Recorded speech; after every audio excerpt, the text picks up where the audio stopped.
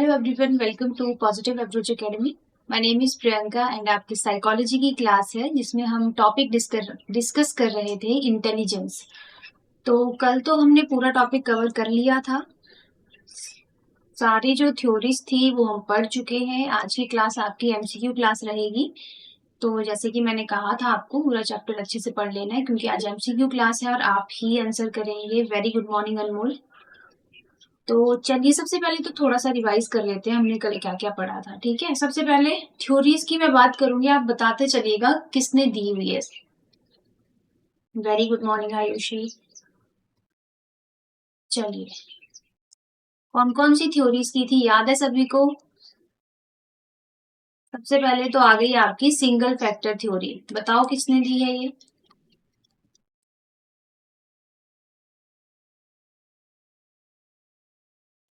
सभी आंसर करेंगे, सभी को याद होना चाहिए। और जिनको याद नहीं है कोई बात नहीं, हम अभी इसीलिए पढ़ रहे हैं ताकि आपको चीजें याद हो जाएं अच्छे से। यस, सभी का आंसर ठीक है, एल्फ्रेड बी ने।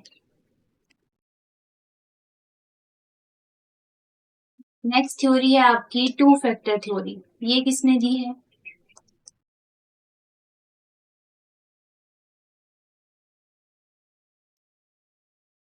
पियरमैन।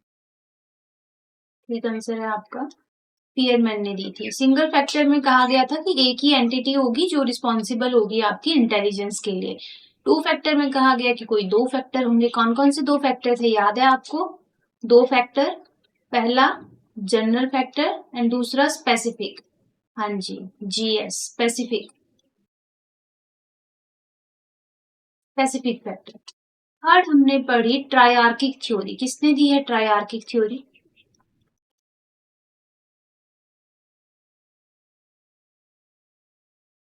स्टर्नबर्ग। हाँ जी, ठीक आंसर है आपका। और इसमें तीन फैक्टर उन्होंने कहा था इंटेलिजेंस के लिए रिस्पॉन्सिबल होते हैं। कौन कौन से थे? कल लिखवाए भी थे आपको। तीनों फैक्टर कौन कौन से थे?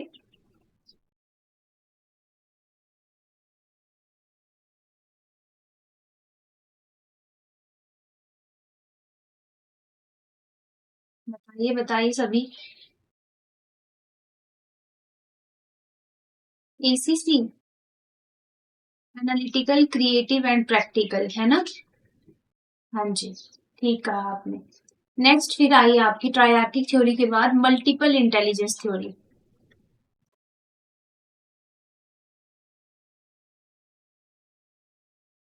गार्डनर, बिल्कुल सही जवाब है आपका।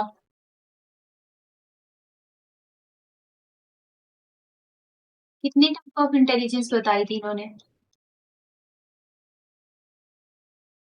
8। बहुत अच्छा रिस्पॉन्स है आप सभी का। 8 टाइप्स में कौन कौन से थे? करेंगे याद? बोलेगा कोई? एक एक करके बोलते चलिए। सबसे पहले हमने पढ़ा था वर्बल, लिंग्विस्टिक, हाँ जी। मैथमेटिकल हो गया, नेचुरल इंटेलिजेंस हो गया, इंटरपर्सनल हो गया, इंट्रापर्सनल हो गया, लॉजिकल हो गया, बॉडीली काइनेस्थेटिक हो गया, म्यूजिकल हो गया, है ना? हो गए 8। ये सारे याद होने चाहिए। ठीक है, क्वेश्चन आ जाता है इसके ऊपर बेस्ड भी, तो ये भी आपको याद होना चाहिए। नेक्स्ट, मल्टीपल इंटेलिजेंस के बाद हमने की multi factor theory. Multi factor किसने दी है? बिल्कुल सही जवाब। और एक और क्वेश्चन इन्हीं से related, father of dash dash dash. किसके फादर कहा गया है ये इनको? Father of educational psychology. Yes, father of educational psychology. Then sixth, इसके बाद है आपकी three dimensional theory. Three dimensional theory किसने दी है? जेपी गिलफोर्ड, बिल्कुल ठीक आंसर। जेपी गिलफोर्ड ने दी है। हाँ जी। और साथ ही इसके इन्होंने टू टाइप ऑफ थिंकिंग भी दी थी। कौन कौन से टाइप थे? क्वेश्चन पूछने से पहले ही आंसर आ जा रहे हैं, है ना? पता है कि नेक्स्ट क्वेश्चन क्या पूछा जाएगा। ऐसा है। डाइवर्जेंट थिंकिंग एंड आपका कन्वर्जेंट थिंकिंग।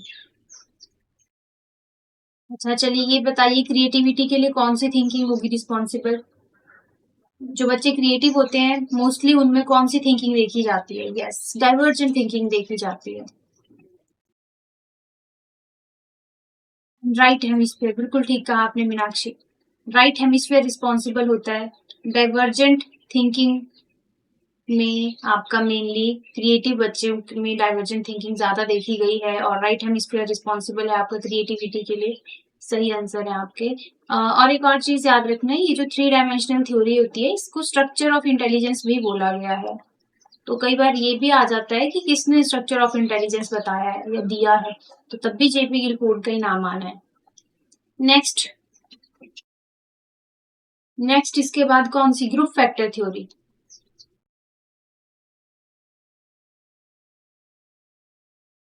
किसने दी है group factor theory?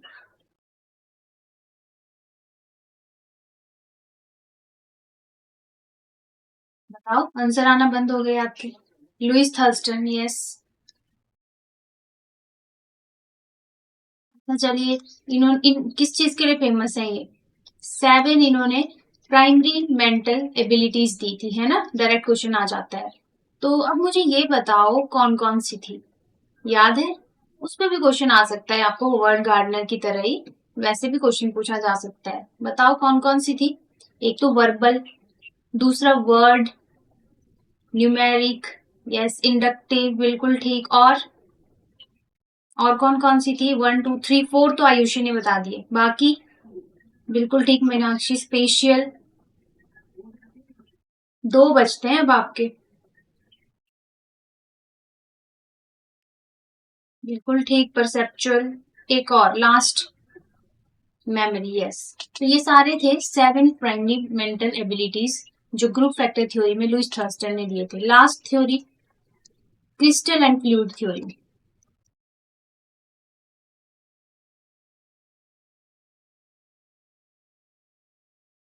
R B Cattell. अब इसको कैटल थ्योरी ऑफ इंटेलिजेंस भी बोला गया है ना? अच्छा चलिए, इसमें से अगर मैं आपको एग्जांपल बोलूं कि डाइवर्जेंट थिंकिंग कौन सी टाइप ऑफ इंटेलिजेंस में आएगा, क्रिस्टल में या फ्लूइड में? Divergent thinking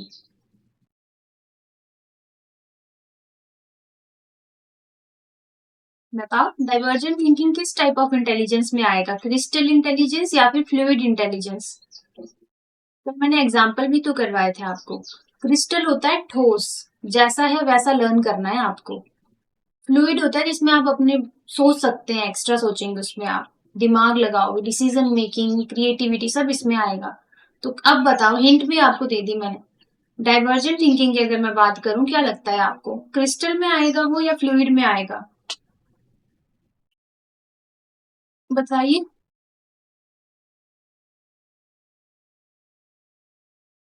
divergent thinking mainly आपकी क्रिएटिविटी है ना? तो वो फ्लूइड में ही आएगा। यस, ठीक आंसर है आपका। वहीं आपको कोई चीज लर्न करनी है, आपको हिस्ट्री पढ़नी है, आपको हिंदी के व्याकरण याद करना है, रूल्स याद करने हैं, वो सब आपका क्रिस्टल में आएगा। और फ्लूइड में होता है mainly divergent thinking, creativity, problem solving, आपका डिसीजन मेकिंग, ठीक है? ये सब आपका फ्लूइड इंटेलिजेंस में आएगा।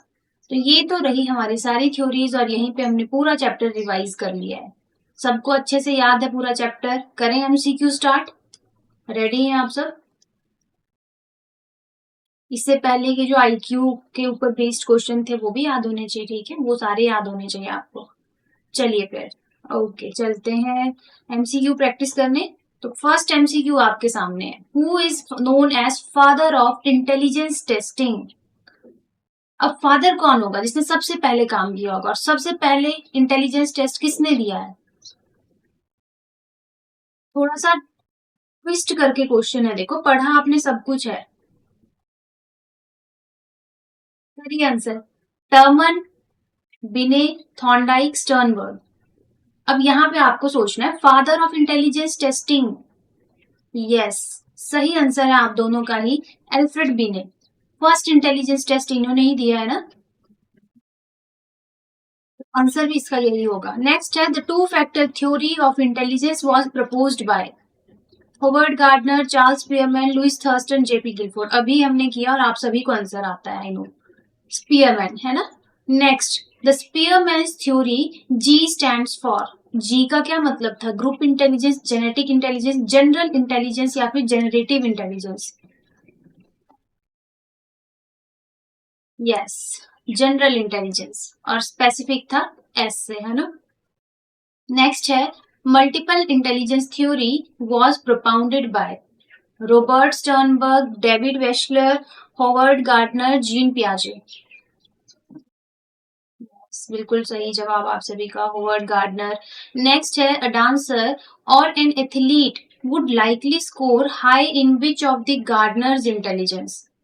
कोई डांसर या एथलीट है, ठीक है, वो किसमें सबसे ज्यादा तेज होगा? Spatial intelligence, logical mathematical intelligence, bodily kinesthetic, interpersonal intelligence? आराम से सोचो क्वेश्चन, ठीक है। तो आंसर भी आ गए हैं।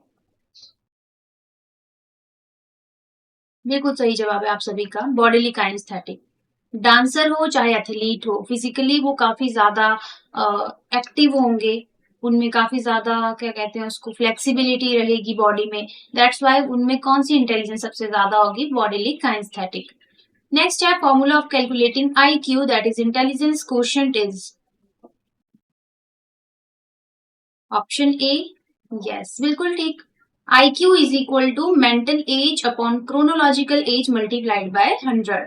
क्रोनोलॉजिकल एज होती है जो एक्चुअल एज है, जैसे आपकी जो एक्चुअल एज है दैट इज क्रोनोलॉजिकल एज, और मेंटल एज होती है जो मेंटल एज होती है, ठीक है। क्वेश्चन यहाँ पे आएगा आपको गिवन होगा कुछ ना कुछ, या तो डायरेक्ट ऐसे क्वेश्चन आ जाएगा या तो आपको आ जाएगा कि मेंटल एज निकालो या क्रोनोलॉजिकल एज निकालो। नेक्स्ट क्वेश्चन पे चलेंगे। Who introduce the concept of mental age? Stern, Binet, Terman, cattle?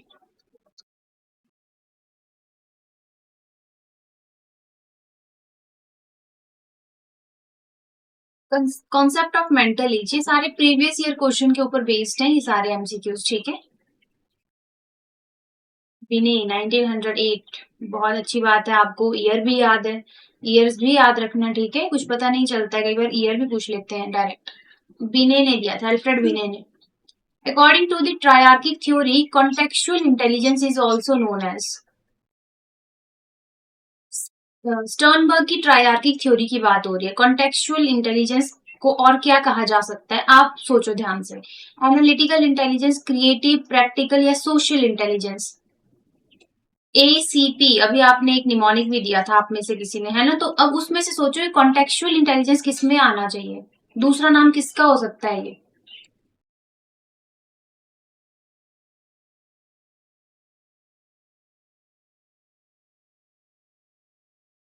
Creative intelligence? चलिए आंसर करिए।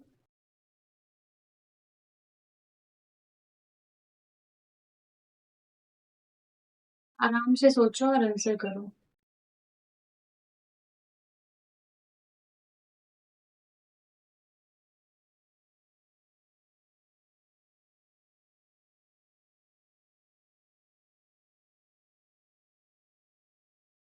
क्रिएटिव बोल रहे हैं आप, क्रिएटिव इसका आंसर नहीं है, इसका आंसर है आपका प्रैक्टिकल इंटेलिजेंस। कॉन्टेक्चुअल इंटेलिजेंस, हाँ जी, ठीक है अनमोल, आपका answer practical intelligence. Contextual intelligence होता है।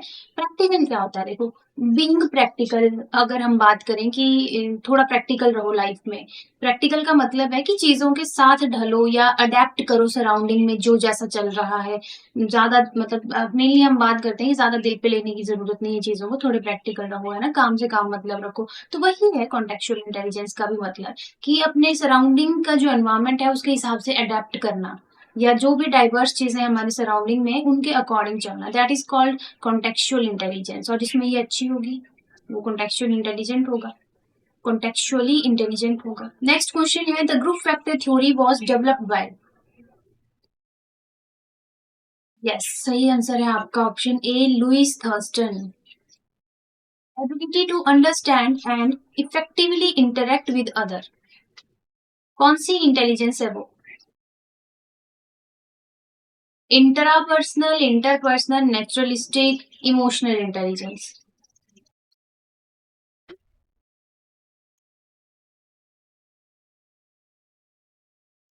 Ability to understand and effectively interact with other, दूसरों के साथ, दूसरों को अच्छे से समझना। साइकोलॉजिस्ट इसमें आएगा, डॉक्टर इसमें आएगा, टीचर इसमें आएगा।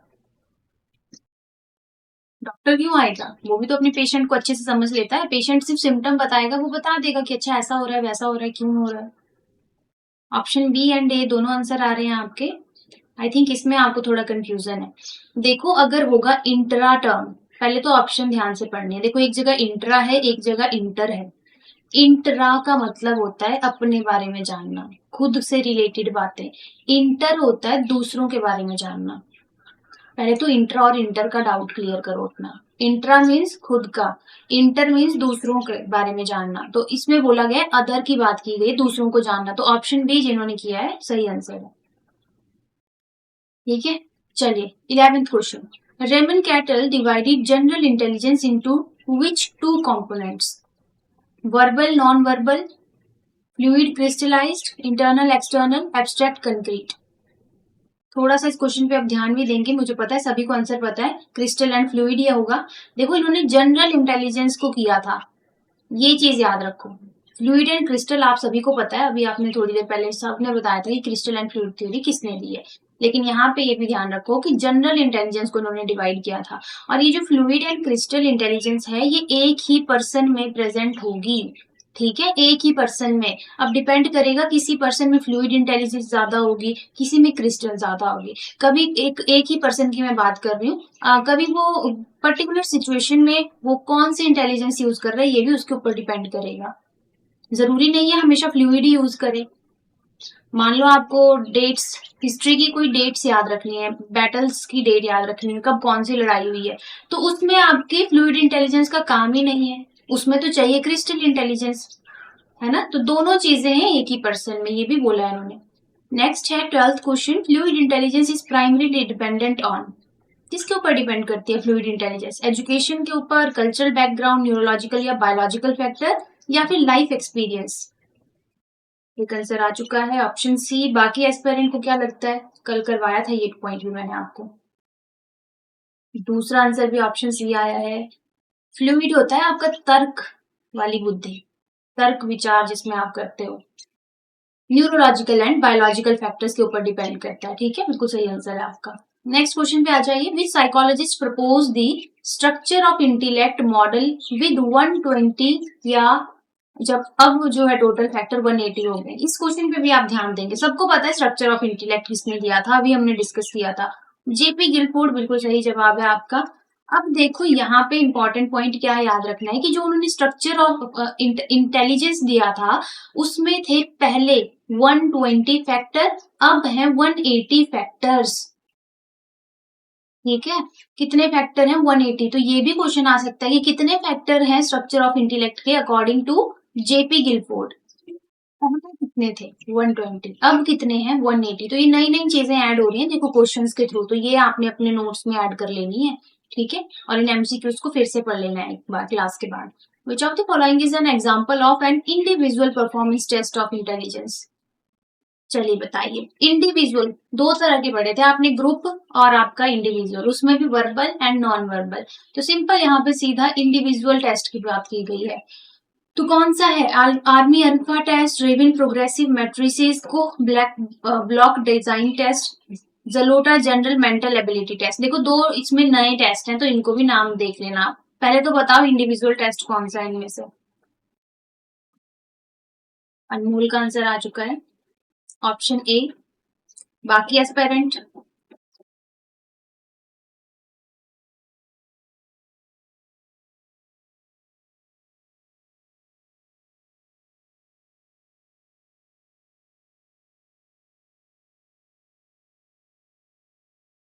कंफ्यूज है ना, नहीं आंसर आ रहा है। Option C, yes option C आपका एक इंडिविजुअल परफॉर्मेंस टेस्ट है, कोर्स ब्लॉक डिजाइन टेस्ट, और नॉन वर्बल भी है साथ के साथ। बाकी के तीनों आपके इंडिविजुअल सॉरी ग्रुप टेस्ट है। ठीक है, याद करो कल, कल मैंने इस साइड आपको इंडिविजुअल टेस्ट लिखवाए थे, इस साइड आपको ग्रुप टेस्ट लिखवाए थे। उसमें फर्दर दो दो categories, verbal non verbal, verbal non verbal. अब आर्मी अल्फा टेस्ट में यहाँ जैसे लिखवाया था आपको, ऐसे था, और इधर था आर्मी बीटा टेस्ट, और रेवेंस टेस्ट भी था यहाँ पे। और अगर आप इंडिविजुअल टेस्ट की बात करें उसमें भी ऐसे ही था, इधर वेशलर और पिंटर पीटरसन स्केल थी, इधर आपका बिने साइमन बिने टेस्ट था एक, और दूसरा मुझे अभी याद नहीं आ रहा है, पर ऐसे जैसी अरेंजमेंट थी। तो चार्ट याद करोगे तो ज्यादा इजीली याद होगा, याद रहेगा आपको कि कहाँ कहाँ आपने क्या चीज लिखी थी। आ रहा है याद कल का चार्ट? बोलो, आ रहा है दिमाग में याद? और एक कोर्स ब्लॉक डिजाइन टेस्ट, ये बहुत इंपॉर्टेंट है, इसको याद कर लेना, ठीक है। ये Jalota general mental ability test, इसको भी याद कर लेना, नई चीजें हैं, देखो ये नए टेस्ट है, ये आपको पूछे जा सकते हैं कि किससे रिलेटेड है ये, तो ये इंटेलिजेंस टेस्ट है। ये कैसे है? एक आपका इंडिविजुअल टेस्ट है कोर्स ब्लॉक डिजाइन टेस्ट, और Jalota general mental ability test आपका ग्रुप टेस्ट है। क्लियर है क्वेश्चन? चले नेक्स्ट क्वेश्चन पे। Question number 15. If a 10-year-old child has mental age of 12, what is their IQ? Answer आ चुका है। Option C, IQ is equal to mental age upon chronological age multiplied by 100, है ना। Mental as बोला गया है 12, 10 multiplied by 100, तो 120 बिल्कुल सही आंसर है आपका। चलिए नेक्स्ट क्वेश्चन पे चलेंगे। Crystallized intelligence is best described as inherited mental capacity, ability to solve new problem, accumulated knowledge and experience, speed of processing information. बताइए 16th का आंसर, आराम से सोच लो।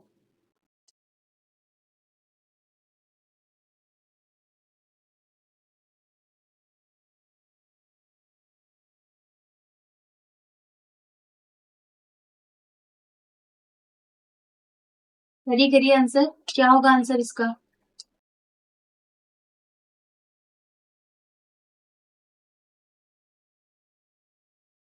पहले तो याद करो what is crystallised intelligence.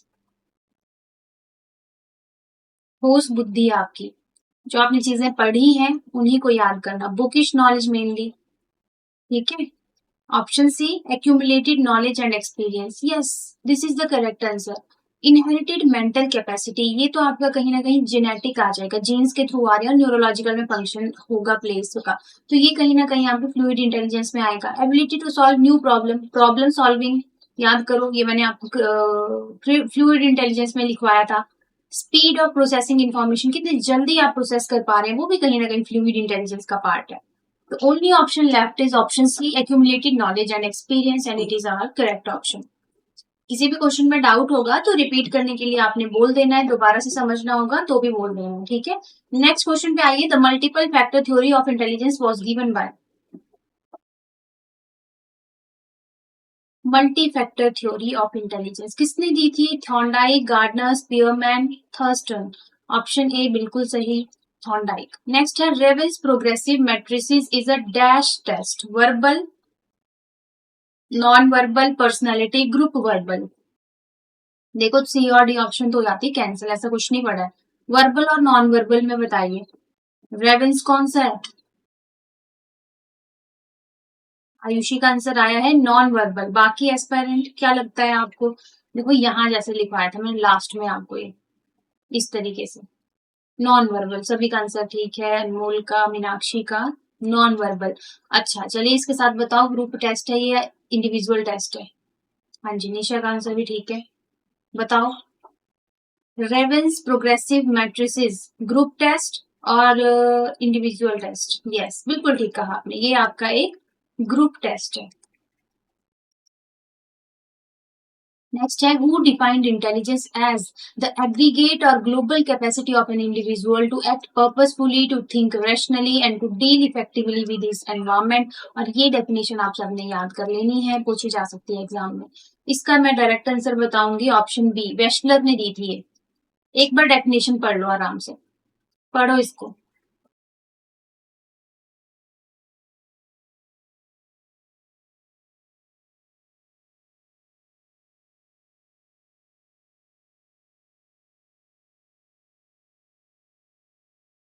Next question पे चलेंगे, 20th question.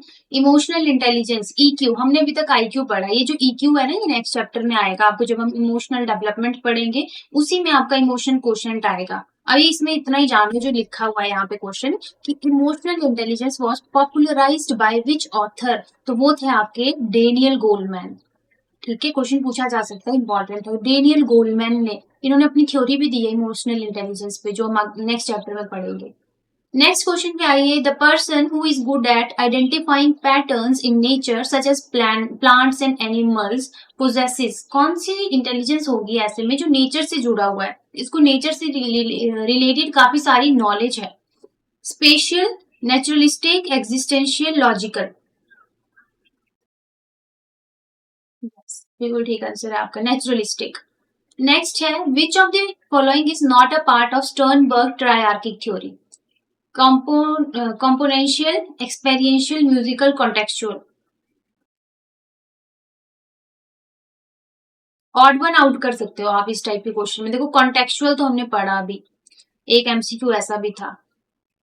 Musical, experiential and componential में करना है। एक्सपीरियंशियल भी होगा, एसीसी क्या क्या थे उसमें, प्रैक्टिकल, एनालिटिकल, क्रिएटिव, उसको दिमाग में रख के चलिए। 22nd का आंसर।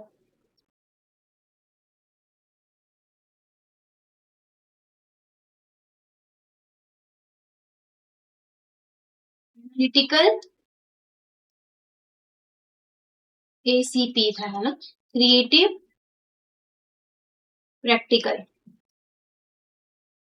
पी की जगह आप सी भी बोल सकते हो, क्योंकि यहाँ पे आपका कॉन्टेक्चुअल भी आएगा।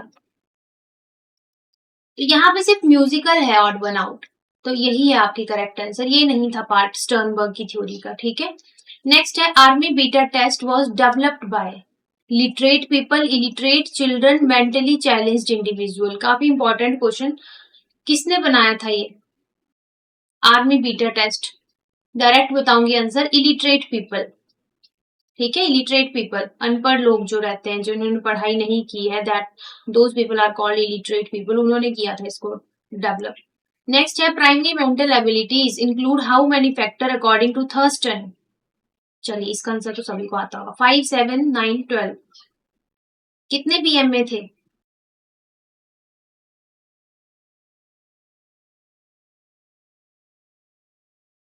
अभी तो किया था हमने क्लास के स्टार्ट में, 7 प्राइमरी मेंटल एबिलिटीज। ठीक है, याद रखो चीजों। Next, the term I Q was first suggested by, term I Q किसने दी है? William Stern, Lewis Terman, Alfred विने, गैल्टन।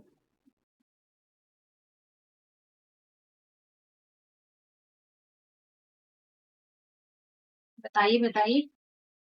टर्म इंपॉर्टेंट है, पीवाईक्यू है ये भी आपका। Stern, William Stern, option A. Next है, which intelligence theory supports the idea that intelligence is not a single entity? बताइए, Spearman, Gardner, Binet, none of above.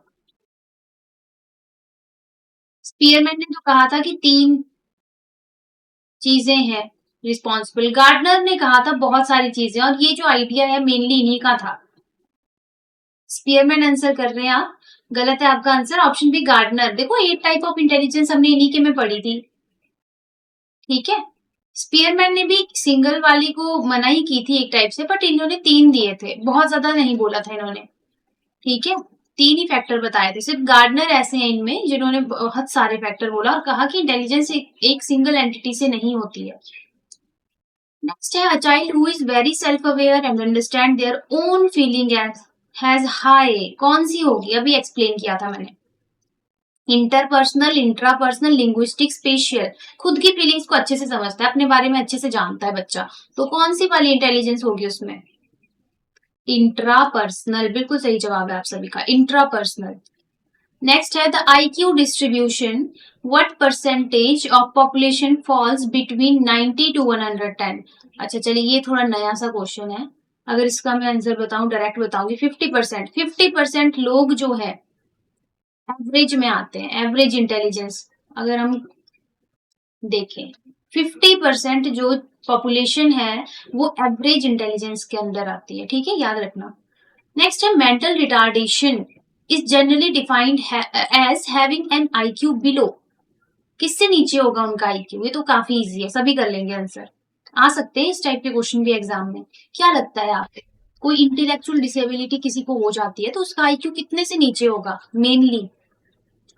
सोचो, IQ range तो सभी ने पढ़ी है ना?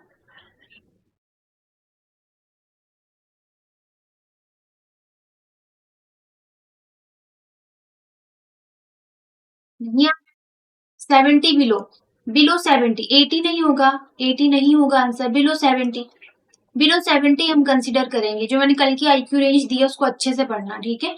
उसमें तो चलो ये सब नहीं है, लेकिन फिर भी इसका जनरली हम 70 से नीचे वाला जो आईक्यू रहता है उसको मेंटली रिटार्ड ही कंसिडर करते हैं, ठीक है? Creativity is most closely related to convergent thinking, divergent thinking, rote memorization, crystallized intelligence. ये क्वेश्चन भी काफी बार पूछा गया एग्जाम्स में। हाँ जी, ऑप्शन बी, बाकी एस्पायरेंट, ऑप्शन बी।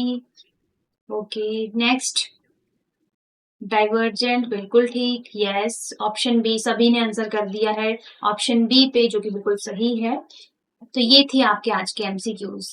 30 एमसीक्यूज लगभग हमने डिस्कस कर लिए हैं इस चैप्टर के। सबको चैप्टर अच्छे से क्लियर है? कहीं पे कोई डाउट, किसी को कुछ पूछना है, कुछ बोलना है तो अभी बोल सकते हो। वैसे भी आपकी क्लास अब एंड है, इतना ही करेंगे आज की क्लास में हम, ठीक है? किसी को कोई डाउट नहीं है तो अच्छे से पढ़ते रहना, रिवाइज करते रहना। वेलकम आयुषी। अब हम इस क्लास को यहीं एंड करेंगे, ठीक है? छोटी सी क्लास थी क्योंकि हमने एमसीक्यूज ही करने थे आज डिस्कस। वेलकम निशा। चलिए फिर आज की क्लास को हम यहीं एंड करेंगे, मिलेंगे अपनी नेक्स्ट क्लास में। धन्यवाद।